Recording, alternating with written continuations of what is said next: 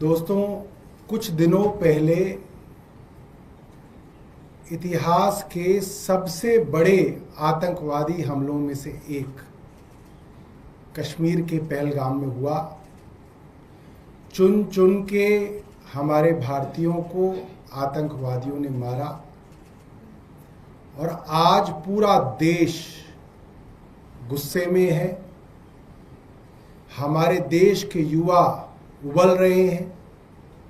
पूरा का पूरा देश आज केंद्र सरकार के साथ खड़ा हुआ है और पूरा का पूरा देश केंद्र सरकार की तरफ देख रहा है कि आप पाकिस्तान पे निर्णायक कार्रवाई करिए। हम आपके साथ हैं, हम भारतीय सेना के साथ खड़े हैं। और इतिहास में ऐसे कम मौके किसी प्रधानमंत्री को मिले। 1971 में उस वक्त की प्रधानमंत्री श्रीमती इंदिरा गांधी जी को ये मौका मिला। 1999 में ये मौका अटल बिहारी वाजपेयी जी को मिला। इतिहास कम मौके देता है। आज 2025 में ये मौका इतिहास देश के प्रधानमंत्री नरेंद्र मोदी जी को दे रहा है कि जाइए और उस जगह पर भारत का तिरंगा लहरा दीजिए जिस जगह पर पाकिस्तान ने वर्षों से कब्जा कर रखा है। हमारे कश्मीर पर पाकिस्तान का वर्षों से कब्जा है।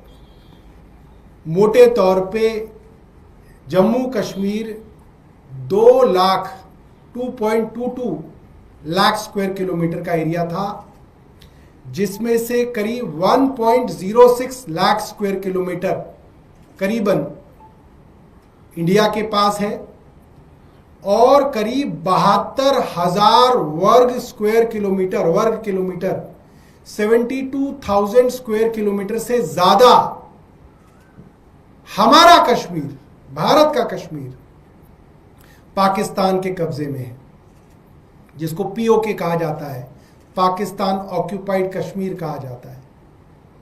ये वो जगह है जहां पे सभी टेररिस्ट कैंप्स हैं। लोगों की, युवाओं की रेडिकलाइजेशन की जाती है, ट्रेनिंग दी जाती है।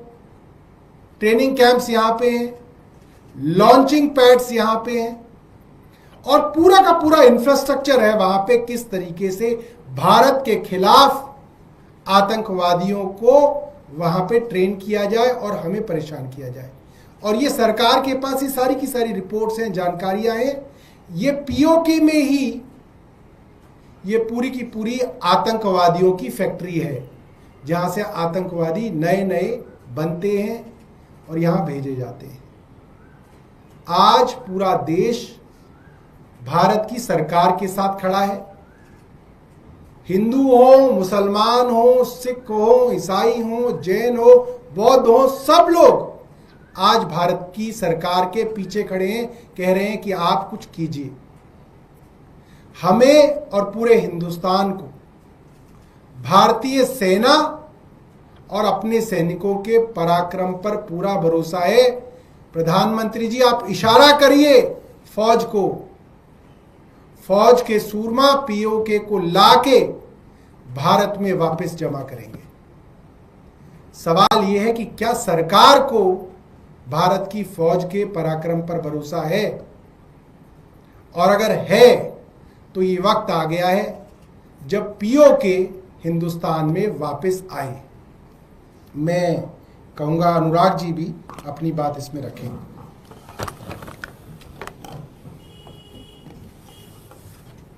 जैसा सौरभ जी ने अभी कहा कि देश के लोगों का इस वक्त ये मन है, इस वक्त पूरे देश में एक आम राय है कि पाकिस्तान के खिलाफ जो कार्रवाई हो वो निर्णायक हो।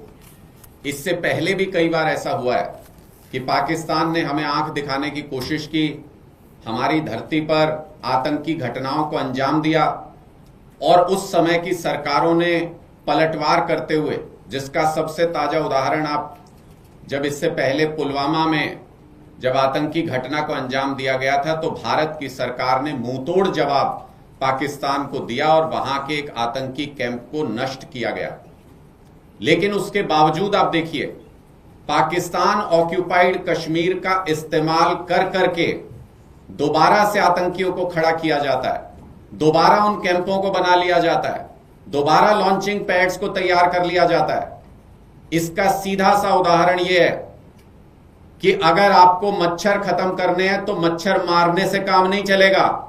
जहां से मच्छर पैदा हो रहे हैं उस जगह को साफ करना पड़ेगा, उस जगह को अपनी मिल्कियत में लेना पड़ेगा, अपने काबू में लेना पड़ेगा।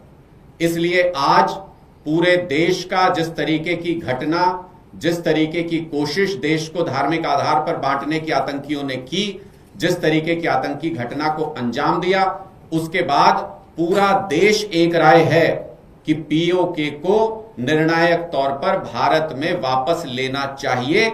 यह उसके लिए बिल्कुल सही समय है, क्योंकि इसके बाद भारत प्रगति जिस तरीके से आगे बढ़ने का क्रम जारी है भारत का, उस क्रम में रुकावट आतंकी पैदा न कर पाए, इस तरीके की आतंकी घटनाएं न कर पाए। इसके लिए बहुत जरूरी है कि भारत सरकार एक इंस्ट्रक्शंस क्लियर कट, कल हमने सुना कि यह कहा गया कि खुली छूट सेना को दे दी गई है।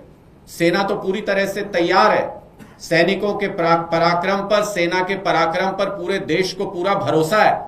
हमने पहले भी मुंहतोड़ जवाब दिया है, लेकिन सरकार से इस वक्त निर्णय की जरूरत है, राजनीतिक इच्छा शक्ति की जरूरत है।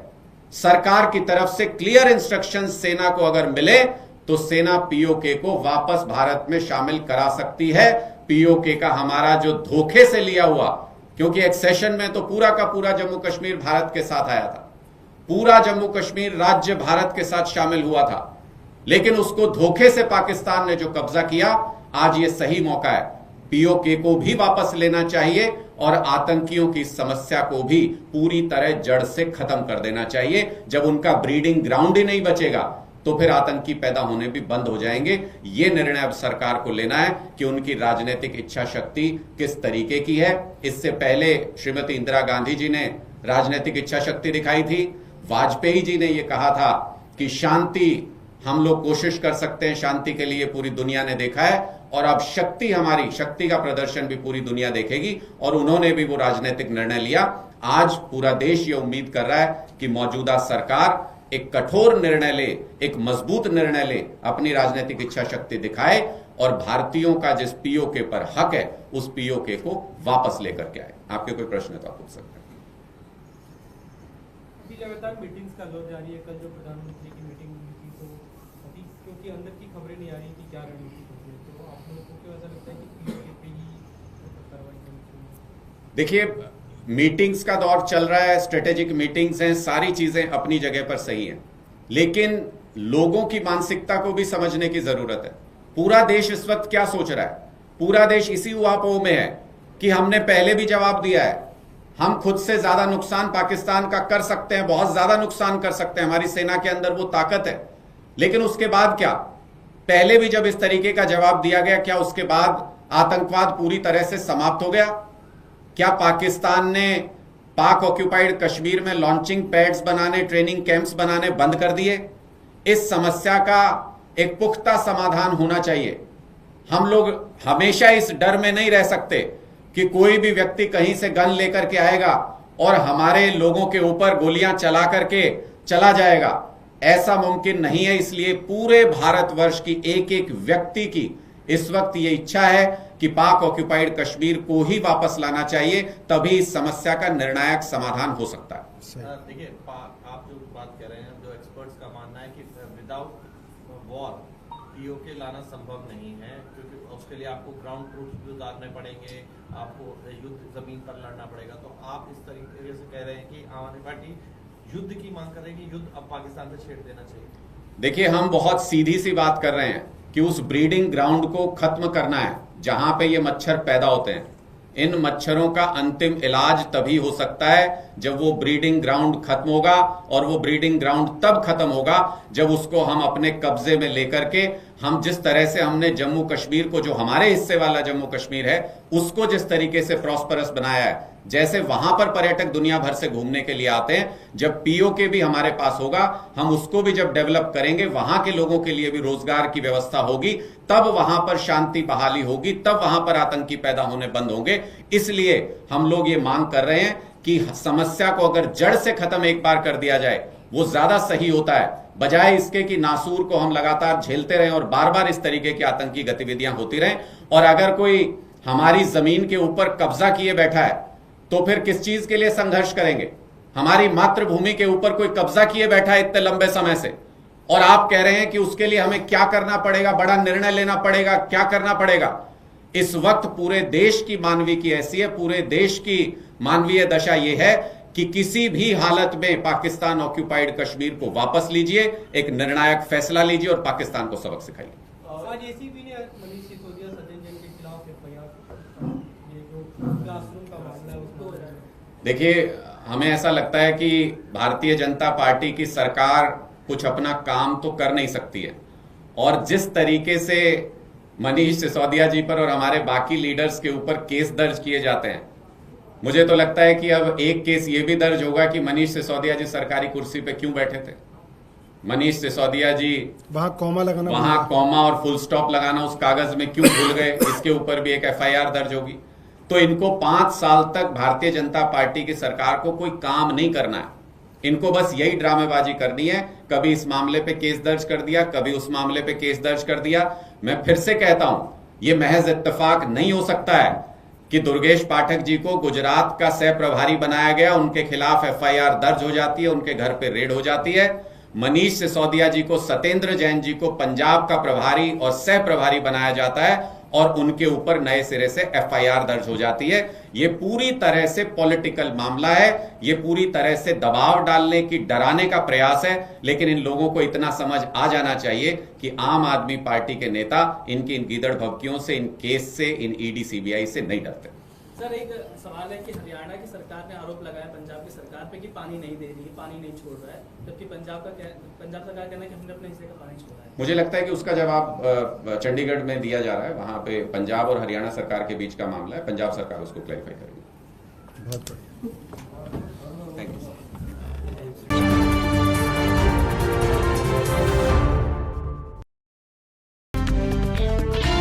खबरों से खबरदार रहने के लिए चैनल को सब्सक्राइब करें और प्रेस करें बेल आइकन।